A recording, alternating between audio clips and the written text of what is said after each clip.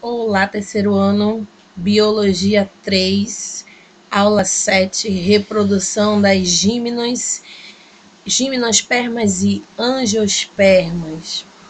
E aí, no slide eu trouxe para vocês as gimnos, aqui, ó. Lembrando que gimnospermas são plantas de sementes nuas.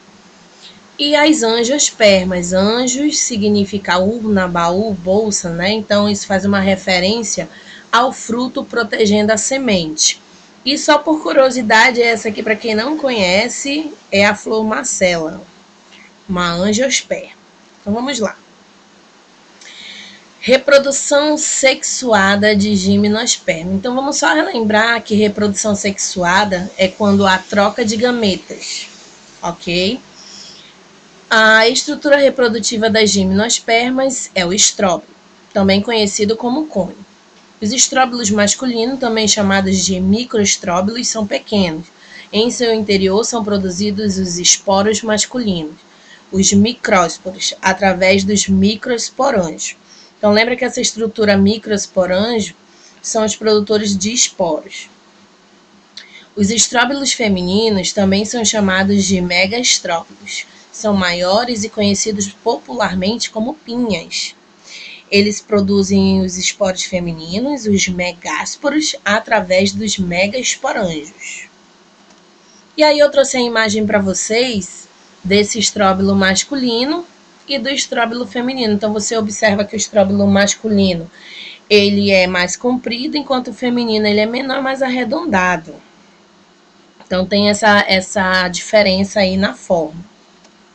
Aqui eu trouxe para vocês um esqueminha da produção do grão de pólen, tá?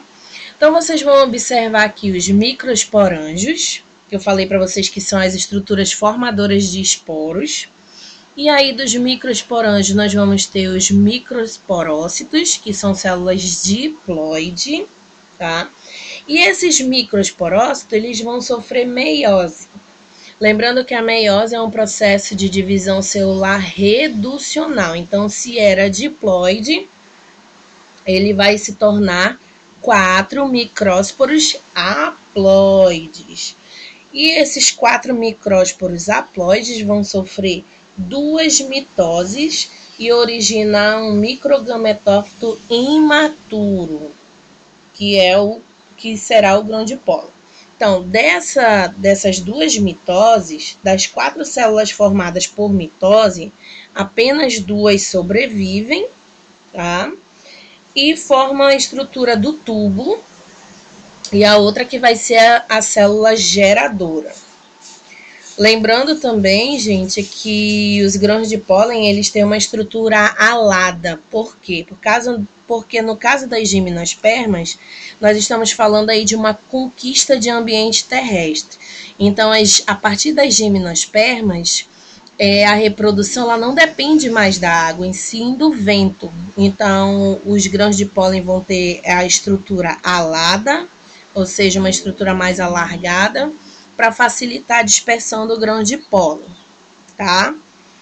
E aí nós vamos ver a formação aí do megagametófito do feminino. Então, nós temos aí, ó, o megaesporângio, que é a estrutura produtora de esporos, e aí o megaesporócito também diploide, ok?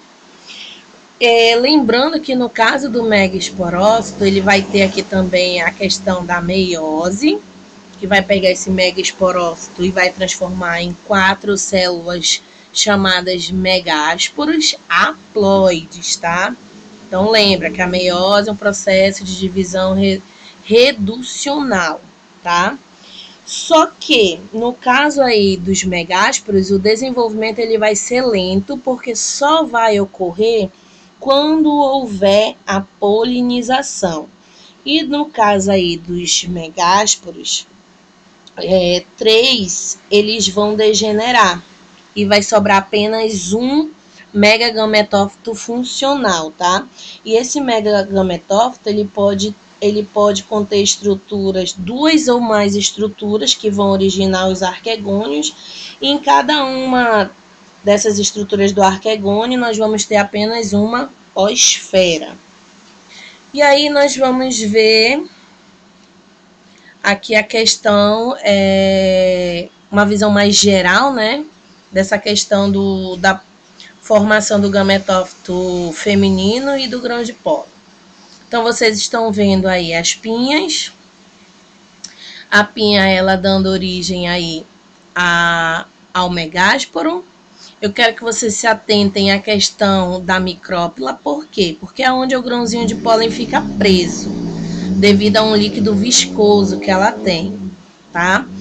E eu quero que vocês observem do outro lado o grão de pólen, o gametófito masculino. Olha como ele é alado, ou seja, a estrutura dele ao redor, ela é mais alargada. Quando eu falo alado, é isso, tá? Essa estrutura mais alargada para facilitar o transporte pela ação do vento, tá? Do grãozinho de pólen. Então, lembra que toda vez que o grão de pólen ele é transportado pelo vento, nós temos uma anemofilia. Aqui a fecundação, uma visão mais geral, tá? Então, aí tem a formação dos micrósporos, do megásporo, e aí você observa que nós vamos ter aí a fecundação, em que o grãozinho de pólen fica preso próximo à micrópila, e ela vai atravessar essa micrópila, começar a germinar e vai formar o tubo polínico que invade o mucelo em direção ao arquegônio. E aí nós temos a fecundação. Lembrando, gente, aqui eu quero chamar a atenção para vocês para o seguinte, que nesse caso aqui, muitos autores eles vão citar que o endosperma aqui no caso das gímenos é um endosperma haploide, tá? Então eu quero que vocês observem isso, ok? E aí é um ciclo, né, gente? Então tem aí a formação do grãozinho de pólen, a formação do gametófito feminino, a união e depois a germinação e novamente aqui um esporófito formado. Aqui eu coloquei para vocês a questão das formas da dispersão das sementes de gimnospermas. Então observem bem, eu estou falando de semente. Então, se for através do vento, é uma anemocoria. Se for através de aves e mamíferos, nós temos uma zoocoria. Então, lembra, zoo sempre lembra a questão de animais, tá? E eu fiz questão de colocar aí para vocês a gralha azul, porque a gralha azul, ela se alimenta das sementes das gimnospermas, mais precisamente o pinhão, e muitas vezes ela leva para partes mais afastadas da planta-mãe, acaba enterrando e esquecendo essa semente e ela germina e assim faz a dispersão dessa semente, ok? Aqui nós já vamos falar da reprodução sexuada de angiospermas.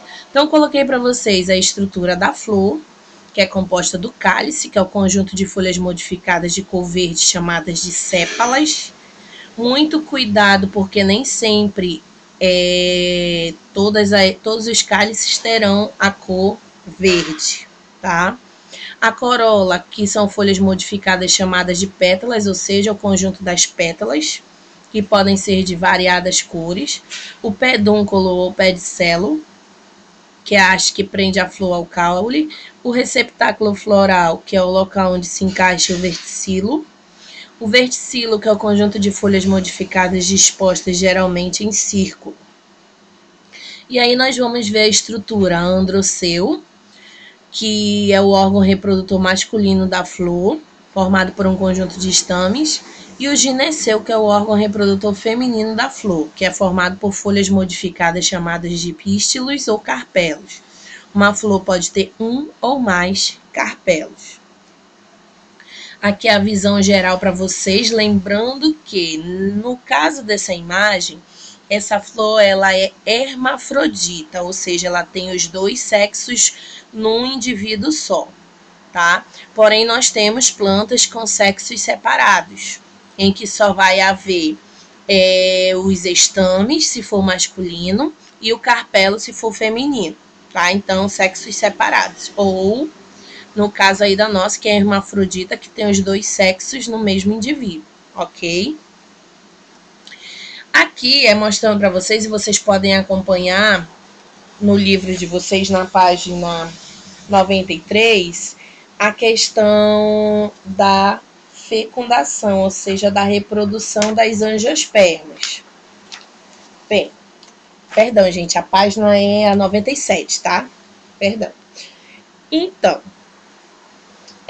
primeiro nós temos aí a antera na parte superior de um estame. Então, eu quero que vocês observem o masculino, tá? Lembra que a antera é essa estrutura aqui, ó. Ó, a antera, tá? O filete, ok? E esse aqui que é o feminino, o gineceu, tá? Então, você observa o estigma, o estilete, o óvulo, o ovário, tá? Então, observem bem essas estruturas. Então, a antera na parte superior de um estame possui 4 sacos polínicos. Os grãos de pólen são produzidos nos sacos polínicos. Já o carpelo, por sua vez, ele fica na base. Contém um ou mais óvulos e o conteúdo desse óvulo muda durante o ciclo de vida das angiospermas. Então, aqui vocês estão observando o mesmo processo da questão da formação do gametófito feminino e do grão de pólen. Então, aqui o feminino e aqui o masculino, ó. Megásporo, ó. 4, 3 degeneram, 3 divisões sucessivas do núcleo do megásporo. Aqui a mesma coisa no caso da antera, que é o masculino, ó. Os micrósporos, formação dos grãozinhos de pólen. E aí nós temos a polinização. O que eu quero chamar a atenção para vocês aqui é que as angiospermas, elas têm dupla fecundação. Então, não esqueça, isso é exclusivo das angiospermas. A dupla fecundação. Outra coisa que eu quero chamar a atenção de vocês nessa aula é com relação ao tecido do endosperma, que no caso das angios, ele vai ser um tecido triploide. Tá? Então, não esquece, é um tecido triploide, ok? Então, lá na página 97 de vocês, ele fala sobre essa dupla fertilização. Ao chegar ao óvulo, o tubo polínico ele vai descarregar os núcleos espermáticos, um deles migra e fertiliza a osfera, tá? E daí ele consegue formar o zigoto, enquanto o outro se une com 2 núcleos polares, produzindo uma célula triploide, que é o que eu acabei de mostrar para vocês, que é a questão do tecido endosperma, que é o que vai alimentar o embrião até que essa semente consiga germinar e seja capaz de realizar a fotossíntese, ok? Então, chamado também de albúmina ou endosperma. E aí nós temos aqui a questão do fruto. Gente, só para lembrar para vocês, só é fruto verdadeiro se esse fruto for originado do ovário desenvolvido da flor. Se for de outra região, não é fruto verdadeiro, tá? É pseudofruto, como é o caso do caju, que a gente pode citar. A parte carnosa do caju é o pseudofruto. O que vai ser o fruto verdadeiro? O caju, a castanha do caju, ok? E aí, lembrando aqui que ao fechar essa germinação, olha aqui o esporófito jovem. Tá? Então, percebam que o esporófito é a fase dominante, a mesma coisa nas gímenos. O esporófito como fase dominante, ok? Aqui eu deixei essa sugestão de vídeo para vocês de micropropagação in vitro, tá? De bananeiras, é bem interessante, bem legal para vocês assistirem. E as atividades para vocês realizarem desse capítulo,